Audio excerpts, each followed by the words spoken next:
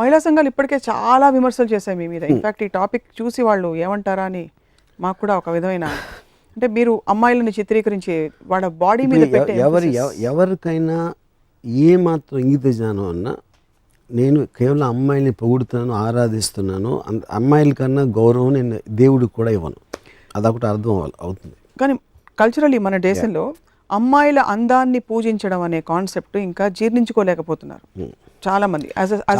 చెప్పను, కొంతమంది గొడవ చేసేవాళ్ళు కొంతమంది. బట్ యాజ్ అ కల్చర్ ఇంకా ఓపెన్నెస్ ఉందంటారా?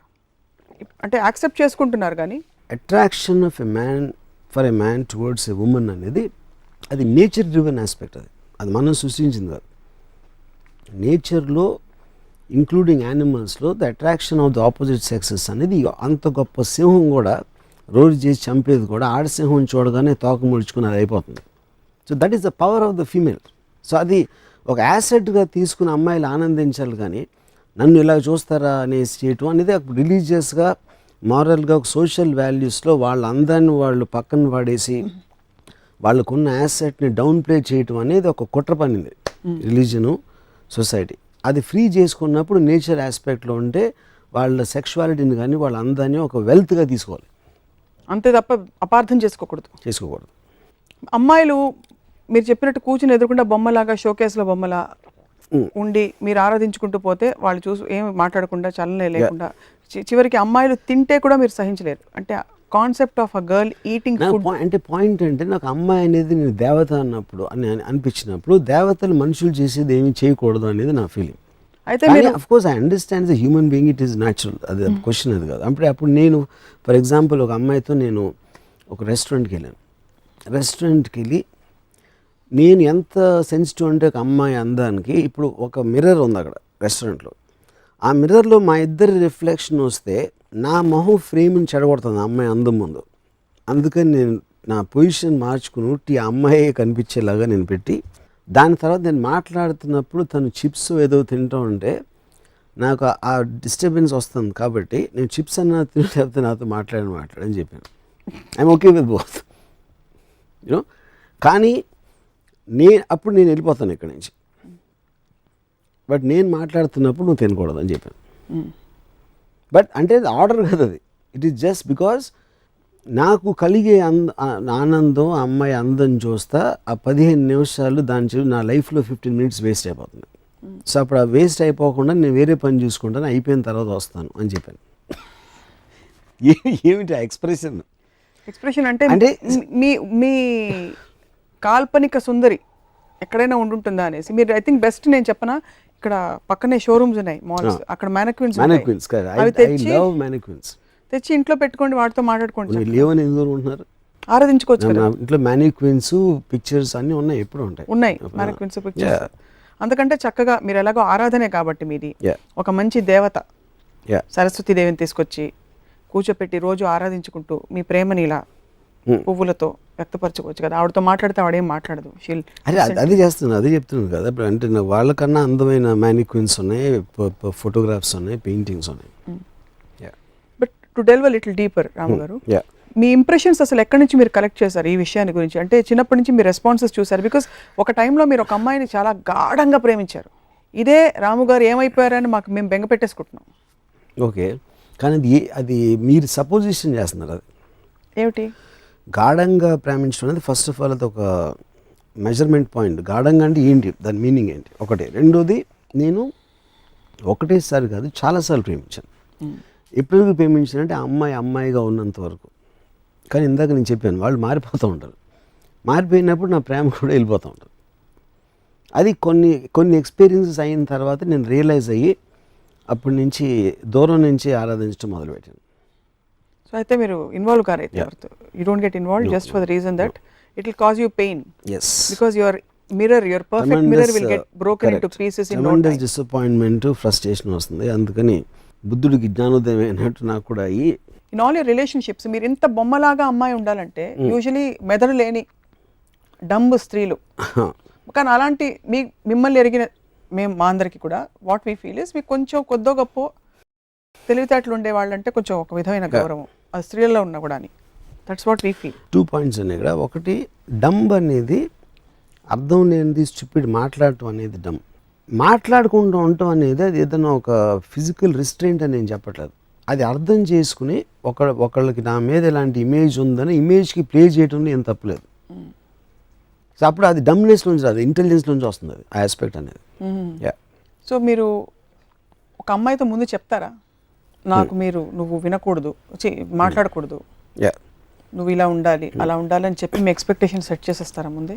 అంటే అమ్మాయిని ఎనీ కెపాసిటీ, అది it can be relationship on personal front or professionally. For example నేను ఒక ఎగ్జాంపుల్ చెప్తున్నాను. ఒక అమ్మాయితో నేను I'd rather have sex with you then have a conversation with you అన్నాను. తను చాలా ఒఫెండ్ అయ్యింది. కానీ ఆ పాయింట్ ఏంటంటే అప్పుడు నేను చెప్పానంటే వెదర్ ఇప్పుడు నువ్వంటే ఏంటి, నువ్వు నీ బాడీ కాదు, లేకపోతే నీకు బ్రెయిన్లో ఐడియాస్ ఉన్నాయి, థాట్స్ ఉన్నాయి, వాటి నుంచి నా పర్సెప్షన్ నువ్వు చూస్తున్నావు.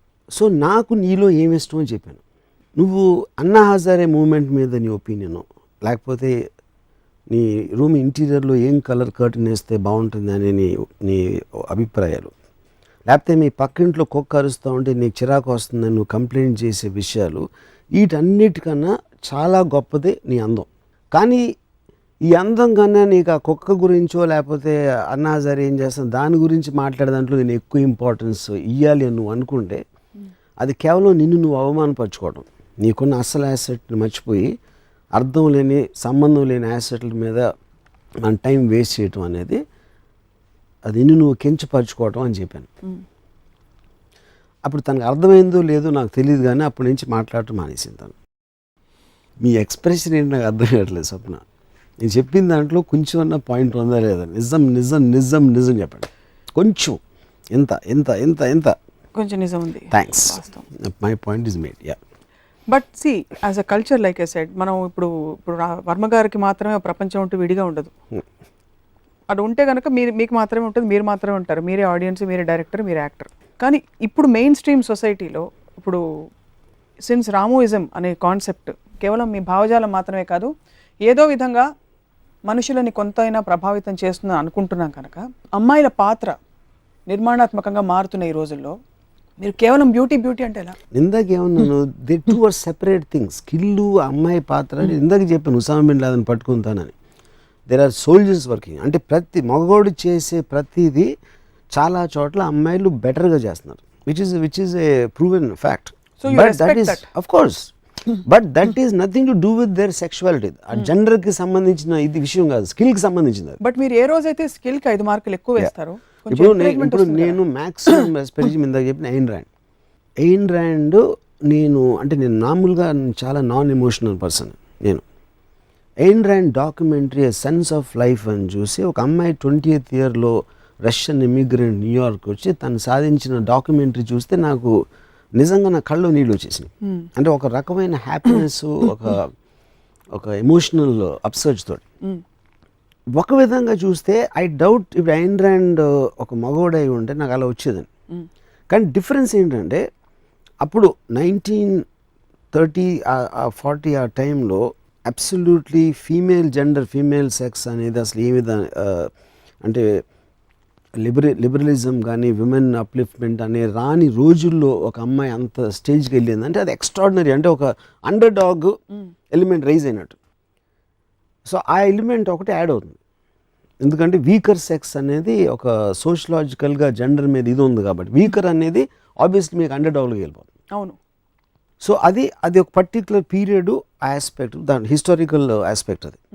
కానీ ప్రెజెంట్ డేలో ఒక 20 ఏళ్ళ అమ్మాయో లేకపోతే వాట్ ఎవర్ ఏజ్ గ్రూప్ నేను చెప్పేది, దాంట్లో నేను obviously the men and women are almost equal world over most of the countries. You know ఆ స్పేస్లో స్కిల్లు, ఎడ్యుకేషను, ఇండిపెండెన్స్ అన్నీ ఉన్నాయి కాబట్టి అది it becomes just brain aspect. కానీ అమ్మాయి అనే సెక్షువల్ జెండర్ ఆస్పెక్ట్ అనేది ఒక పర్టికులర్ ఒక ప్రత్యేకమైనది. దాని గురించి మాట్లాడుతున్నాం. సో మీ ఫోకస్ మీరు జూమ్ ఇన్ ఈ విషయంలో మాత్రం మీరు జూమ్ ఇన్ అక్కడ మాత్రం ఉంటారు, no zoom out only. So అమ్మాయి అంటే ఇంట్లో మీకు అత్తలు, పిన్నులు, అక్క అందరూ అమ్మాయిలే, చెల్లెలు ఓవర్. వాళ్ళందరితో మీరు ఎలా రిలేట్ అవుతారు? What is your equation with them? Do you look at them as women or you don't have అసలు ఆ థాటే రాదు? థాట్ రాదు నాకు. నేను అసలు వెళ్ళను. నేను అసలు నాకు ఫ్యామిలీస్ దగ్గరికి వెళ్ళను నేను అసలు. Even if it's your own daughter? You have a daughter. See my daughter calls me Ramu. నేనే చెప్పాను. దానికి రీజన్ ఏంటంటే నేను చెప్పాను, I don't like daughter sons ఇలాంటి రిలేషన్షిప్స్ ఫ్యామిలీ ఆస్పెక్ట్ అనేది. 2 పొలిమెంట్స్ ఏం చెప్పానంటే, నాకు ఒకటి నువ్వు నాన్న అని పిలిస్తే నా ఏజ్ గుర్తొస్తుంది, నాకు అది ఇష్టం ఉండదు. రెండోది, నువ్వు నాన్న అని పిలవన్నప్పుడు నిన్ను కూడా ఒక అమ్మాయిలాగా చూస్తాను. I look at every one like a women, you know. Yeah, so అప్పుడు తను నన్ను ఒక స్పీసీస్ లాగా చూస్తుంది నా డాటర్. అంటే జూలో వెళ్ళినప్పుడు ఒక రకరకాల జంతువులు ఉన్నట్టు నన్ను కూడా ఒక జాతిలాగా చూస్తుంది. I like that, I'm okay with that. నాన్నలా చూడటం కన్నా జాతిలా చూస్తే చాలా బెటర్. సో వీళ్ళందరూ అంటే ఇతర హూఎవర్ మీ ఫ్యామిలీ మెంబర్స్, మీరు ఎవరితో అయితే అసోసియేట్ ఎవరో, మీరు అమ్మాయిలని బికినీల్లో చూపించి, స్విమ్ సూట్లో చూపించి ఇలా చేసినప్పుడు ఎప్పుడైనా కామెంట్ చేశారా? ఎవరు? మదర్ కానీ సిస్టర్ కానీ? మేబీ అంటే వన్ స్పెసిఫిక్ పర్సన్ కదా, చాలామంది చేస్తారు, ఇప్పటికి చేస్తారు. నేను మామూలు మనిషిని అని నాకు తెలుసు, కానీ నేను సూపర్ మ్యాన్ అని ఫీల్ అవుతాను. డైరెక్ట్గా ఇవాళ నా షాట్లోనూ అందంగా కనిపించావని చెప్పగలిగారా? ఆవిడ థైస్ ఫోర్గ్రౌండ్లో క్రాస్ వెళ్తాయి మన కెమెరా. ఆ ఒక్క షాట్ కోసం నేను 17 సార్లు చూసాను సినిమా. పెదాలు బాగున్నాయంటే పొయిటిక్గా కనిపిస్తుంది. కరెక్ట్. తొడలు బాగున్నాయంటే నా వరల్డ్లో అమ్మాయిలు ఇలా ఉండాలి. ఫస్ట్ ఆఫ్ ఆల్ నేను మీకు ఇప్పుడు అమ్మాయిగా కనిపిస్తున్నాను, అబ్బాయిగా కనిపిస్తున్నాను, అసలు ఎలా కనిపించట్లేదు.